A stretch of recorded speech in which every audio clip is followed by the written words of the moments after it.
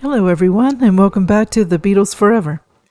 When we last got together, we were in the book Paul McCartney, A Beating Heart. The book had a few gems in it, but it didn't really delve into Paul McCartney's life like I thought it would. I did learn a few new things, so it was worthwhile to look into it. And when I asked the viewers what they wanted to see next, I had a viewer that wanted to learn more about the people who were close to the Beatles, and I had thought that at one point too. So it was a good idea, and we get to learn about the group from another perspective. I planned on starting with Brian Epstein, since without him, the Beatles would probably never have found worldwide success. They didn't have the Kindle book on the book I wanted on him, so I bought the book, and so it's coming in the mail, and I look forward to doing a video on it.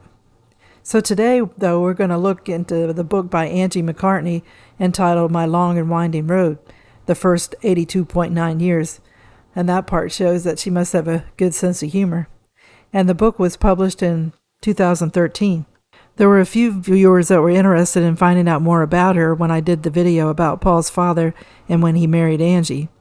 So let's see what we can find out now. And she must have been well liked because of the testimonials in the book. We have statements by Frida Kelly, who was Brian Epstein's assistant and the Beatles fan club secretary. And she stated, Angie and I shared many hours sifting through Paul's fan mail when she brought it to me. They were very happy days.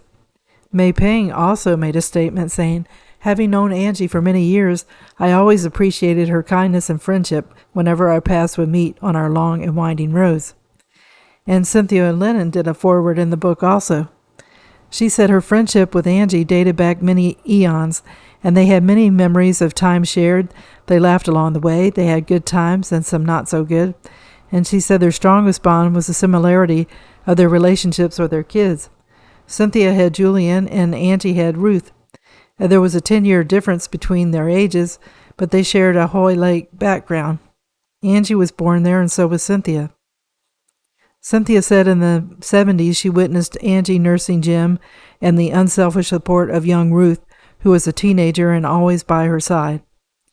The Beatles fell apart, but Cynthia said that she and Angie always managed to stay in touch throughout the years and miles, and Cynthia watched and read about their global travels, various jobs, projects and company, McCartney Multimedia in sunny California.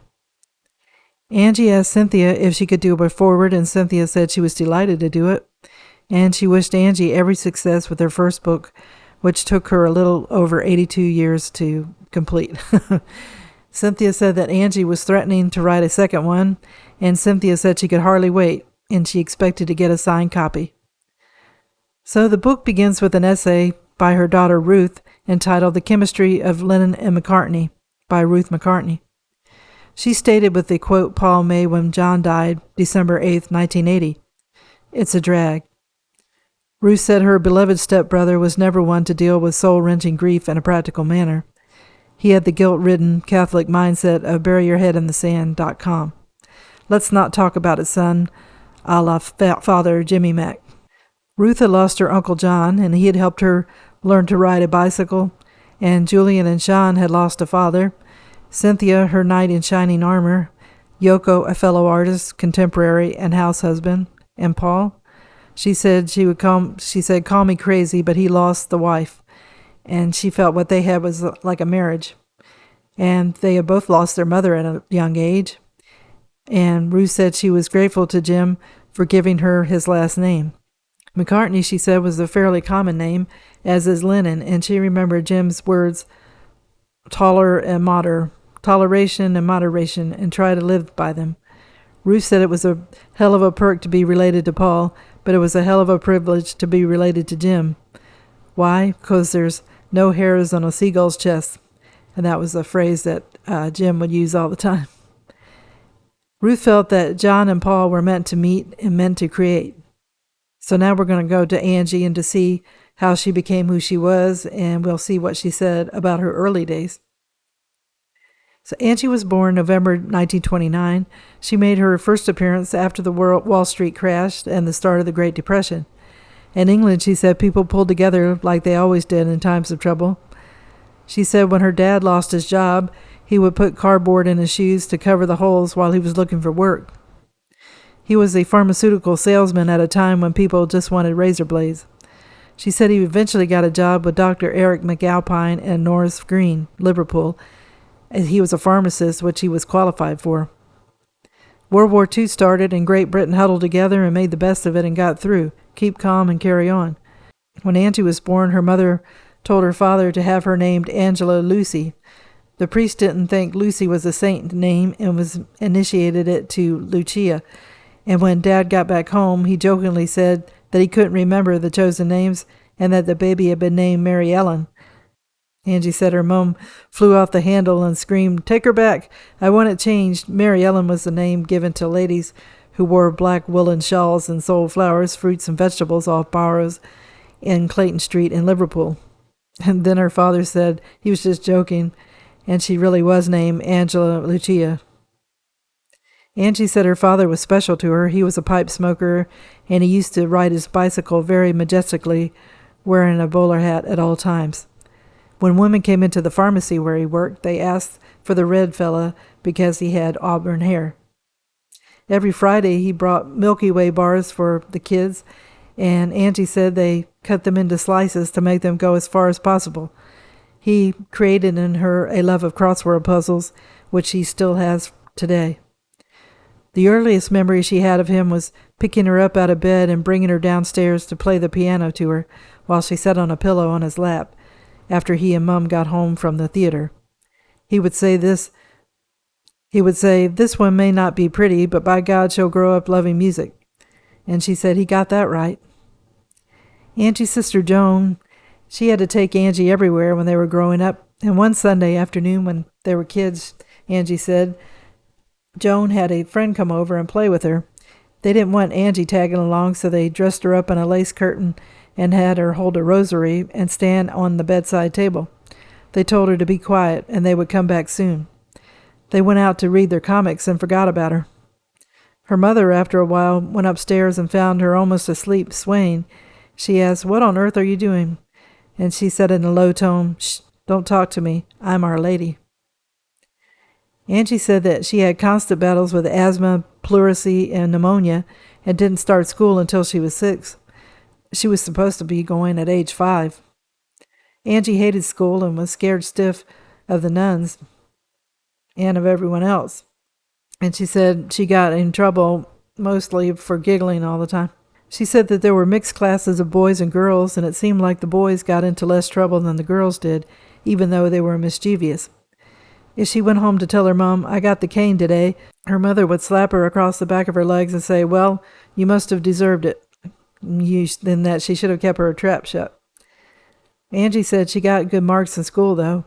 When she was 7, her father died, and her mother was thrown into difficult times and depended on priests to bring them vouchers to spend at the general shop. She said it was almost a relief when the war came out because everything changed. No more school, and she didn't think they were having a hard time then. She said, "We just got on with it." She said, the jolly old British. Angie remembered when her dad went to London in 1937 for his throat operation, which he'd never returned from. His last words, he said, were to her sister May and her fiancé Ralph, that if anything happened to him, "I want you two to get married and to help keep the home together." They kept their promise. They moved in with the family and stayed there till the day they died.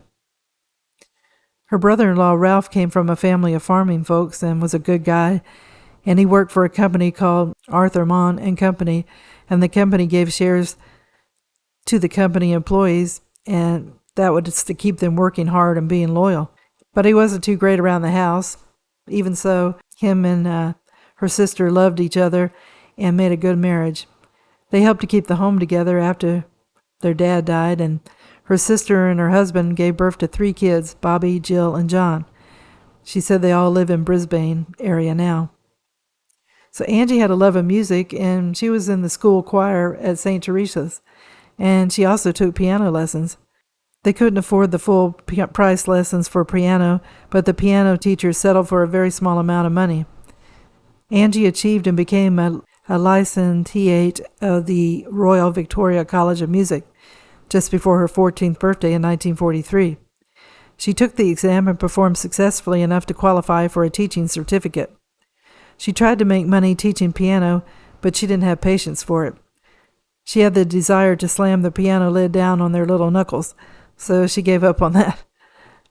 During the war, her mother had to take in many lodgers, so Angie had to sleep on the couch in the living room.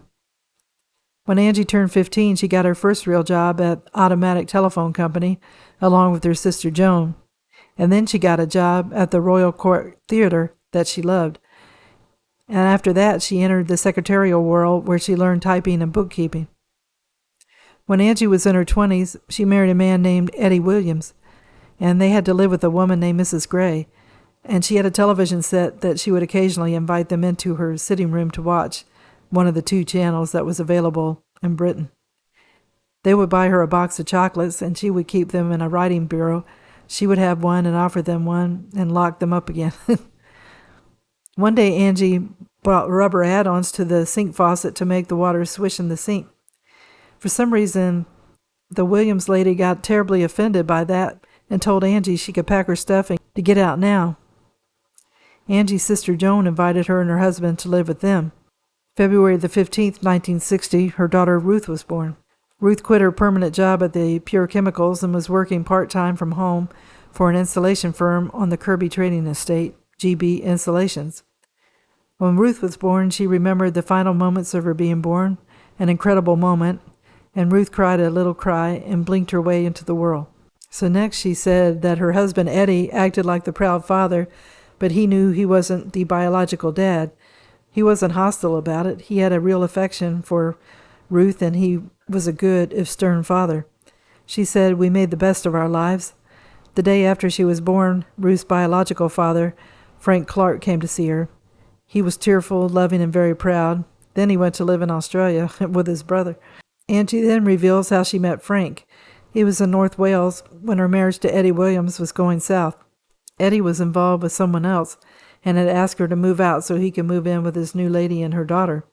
Not much later, he was killed in a car crash in a snowstorm on his way back from a football match in Manchester. She said he knew about Ruth not being his and their marriage being on the rocks, but didn't do anything about it. But fate stepped in and brought his life to an end. When Eddie died in 1962, she was about to be evicted from the house at 3 Spinney Close on the Kirby Trading Estate. Angie's mom wrote a letter to the housing department, and she got a home for her. The man who gave her the key tried to kiss her. Then he said, "I'll be coming to see you." Angie had her brother-in-law change the locks. For the first few weeks, she was scared that the creep might turn up and put moves on her. Eddie and Angie were friendly with a few detectives, and when he died, they looked after her and Ruth. One of them took her and her daughter to the hospital when Ruth had to have her right kidney removed. Another detective had collared a criminal, and he went there to give her some of the stolen goods, which were 24 tins of salmon, and he told her not to tell anybody. After Eddie's death, she was in low spirits, and she was working at Pure Chemicals, and her mom was taking care of the 2-year-old Ruth. Angie met Jim McCartney when her sister Joan ran into Mike Robbins. He was a comedian, and they had kept in touch sporadically, but after her husband died, she lost track of him. So Betty called her, and they got together and arranged for them to meet her lonely Uncle Jim at his home, Rembrandt. They traveled there together, and Jim opened the front door to greet them, and it was like a flash of lightning. She thought, "I'm going to marry him," and she did on November 24th, 1964. She said that meeting Jim McCartney opened a door to a new and exciting life. She had been picking up threads of life since Ruth had her kidney operation. She was struggling to keep a job and pay their own way. The earnings rule was £5 a week. If she earned more than that, she had to go to the Social Security people, declare it, and have her widow's pension reduced accordingly. She said that Jim was kind, considerate, patient, and ever gentleman Jim. Angie said he took Ruth to his heart and legally adopted her, giving her his name, and freed them from the anxiety of their financially tricky times. When Paul and Linda would stay at the house, Angie said that she would take Heather, Mary, and Stella to the local Hesswall shops. Stella used to beg for Fokits, I don't know if I'm saying that right, which were chocolates, and Pegans, which were gloves or mittens. Heather loved horses and drew pictures of them. And Mary used to follow her mother around when she was taking photographs and watched her. And then young James at that time hadn't been born yet. So I'm going to end the video here. The rest of the book should go into details about Jim and Paul, so that should be pretty interesting.